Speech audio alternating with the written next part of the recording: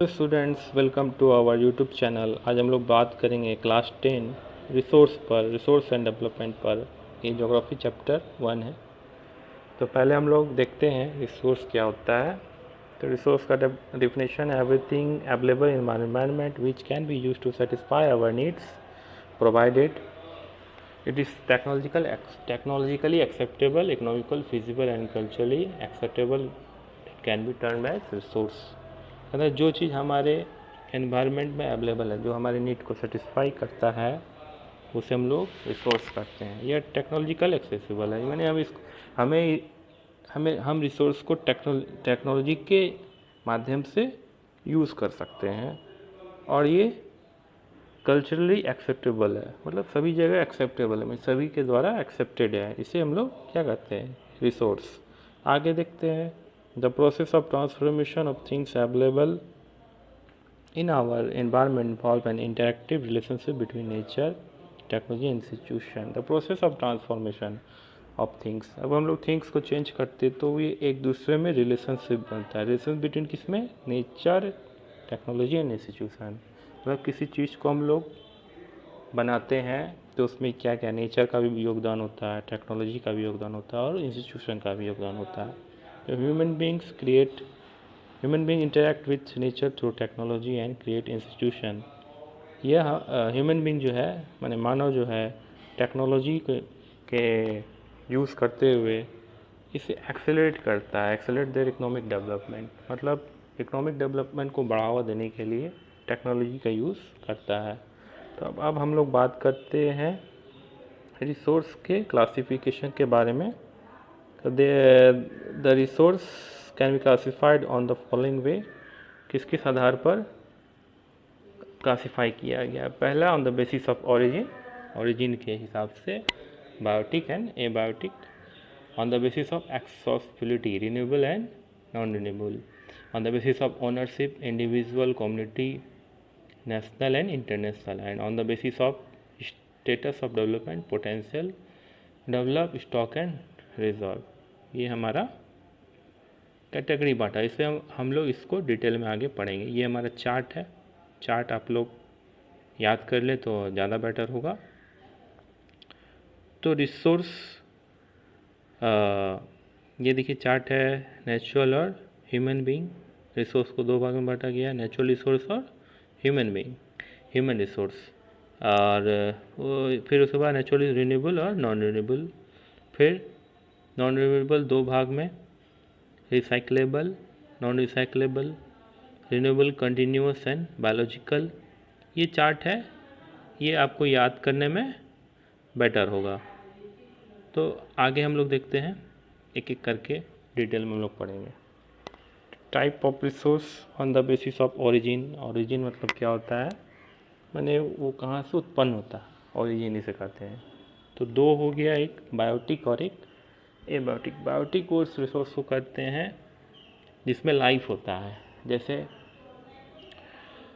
Flora and fauna, पेड़ पौधे और जानवर, फिशरी, मछली, लिव स्टॉक्स, जो भी कैटल वगैरह हैं, उसे हम लोग बायोटिक बोलेंगे, जिसमें कि प्राण हो, जो सांस लेता हो। और एबायोटिक हो गया जिसमें सांस नहीं हो, which are non living thing, जैसे हो गया आपको रॉक, मेटल, ये सब एबायोटिक में आता है। आगे फिर हम लोग देखते हैं on the basis of exhaustibility. ये हो गया रिन्यूएबल, रिन्यूएबल और नॉन रिन्यूएबल। ये क्या होता है? रिन्यूएबल जिसको हम लोग फिर से रिन्यू कर सकते हैं, जिसको बार बार यूज़ कर सकते हैं, जैसे सोलर, विंड एनर्जी, ये कभी ख़त्म होने वाली चीज़ नहीं है। फॉरेस्ट, हम लोग नया पेड़ लगा सकते हैं, ये सब इसमें आ जाएगा रिन्यूएबल रिसोर्स में। नॉन रिन्यूएबल में आ गया जिसको हम लोग एक बार यूज़ किए जो ख़त्म हो जाए, विलुप्त हो जाए, जैसे कोल, पेट्रोलियम। ये पेट्रोल को एक बार यूज़ करके हम लोग दोबारा यूज़ नहीं कर सकते हैं, ये आ जाएगा नॉन रिन्यूएबल रिसोर्स में। फिर आगे आता है ऑन द बेसिस ऑफ, लोग देखते हैं आगे on the basis of ownership. Ownership का मतलब क्या हुआ? किसका है, मतलब ये रिसोर्स किसका, इसका मालिक कौन है। तो ये दो टाइप के डिवाइड होते हैं। पहला एक इंडिविजुअल रिसोर्स, दूसरा कम्युनिटी ओन रिसोर्स। इंडिविजुअल हुआ कि किसी एक आदमी का, पर्टिकुलर आदमी का रिसोर्स हुआ। तो these are also owned privately by individual. Many farmer own land which is allotted to them by the government against the payment of revenue. मैंने पैसे के गवर्नमेंट उसको अलाउ करती है कुछ पैसे लेने के बाद। In villages there are people with land ownership but there are many who are landless. गांव में बहुत सारे ऐसे आदमी हैं जो जिनके पास अपना ज़मीन नहीं है। Urban people own land house hold and other property. शहर के जो आदमी हैं उनके पास अपना प्लॉट है, घर है और कुछ अलग प्रॉपर्टी है। कोई आदमी कोई प्लॉट खरीद के भी रखते हैं फॉर फ्यूचर के लिए। Plantation, pasture lands, ponds, water well etc. are some example of the resources owned by the individual। कुछ एग्जाम्पल है जैसे प्लांटेशन, जैसे टी प्लांटेशन हो गया। पास्चर लैंड जो कि खाली जगह है चरने वगैरह के लिए। पॉन्ड्स, झील वगैरह। वाटर इन वेल, कुआं, ये सब क्या हुआ? प्राइवेट माने इंडिविजुअल रिसोर्स। अब आता है आगे कम्युनिटी ओन रिसोर्स। तो these are the resource which are accessible to all member of the community। तो यहाँ लिखा हुआ है to all member of the community, मतलब पूरे गांव में सभी का हो।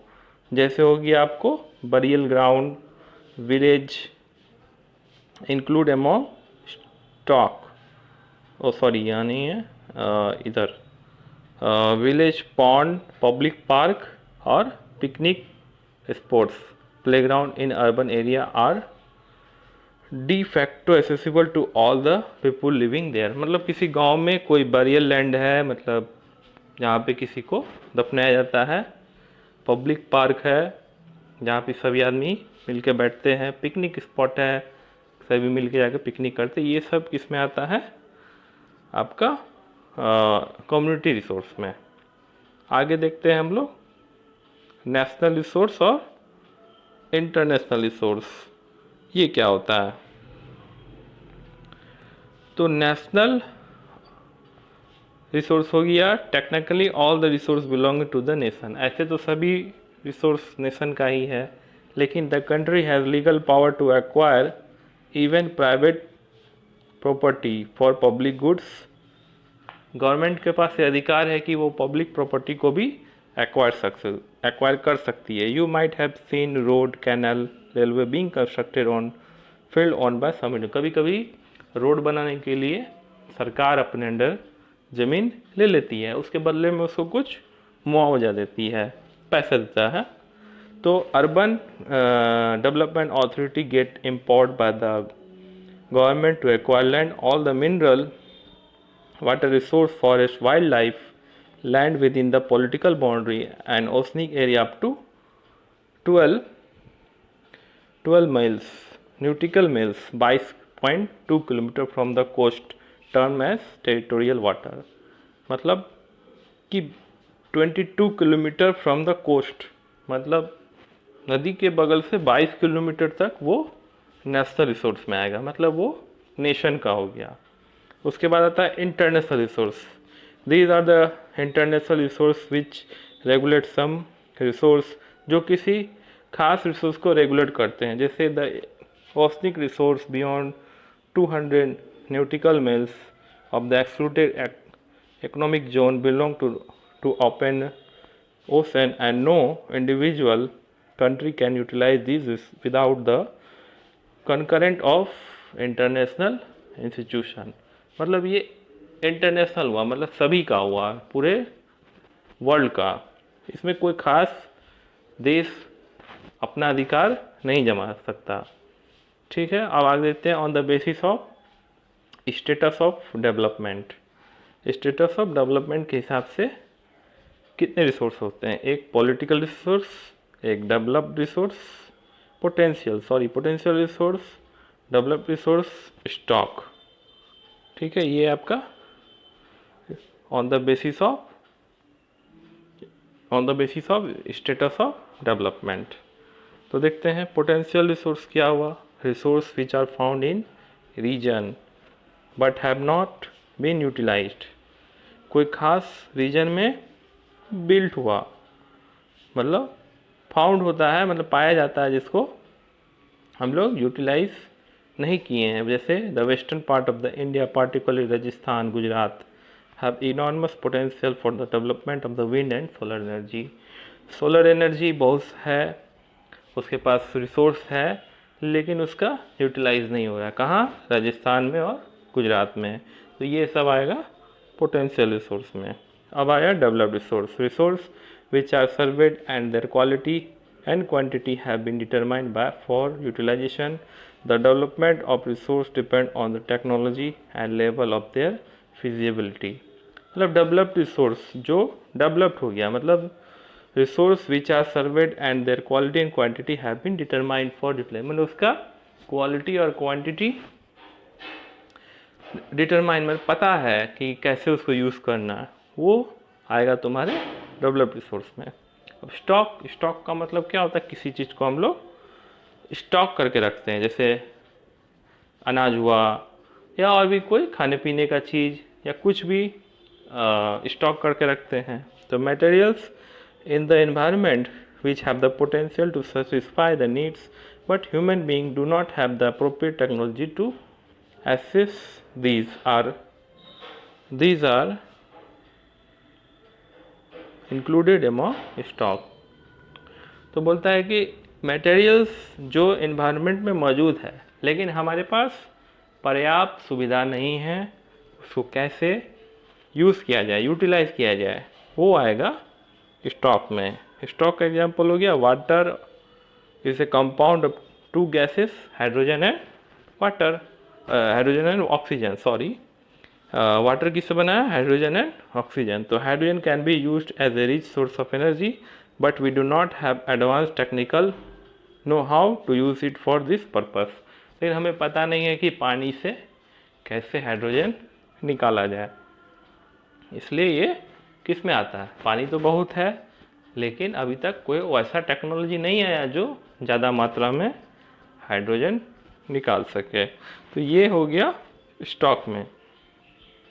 अब आता है रिजर्व।